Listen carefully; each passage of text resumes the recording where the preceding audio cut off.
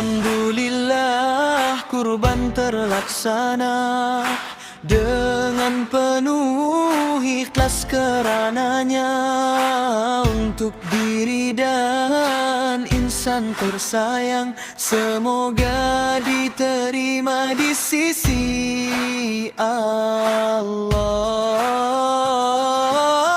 Buat arwah yang diniatkan, moga pahala terus mengalir. Naufal ya jannah amanah diberi, menjadi saksi di akhirat nanti.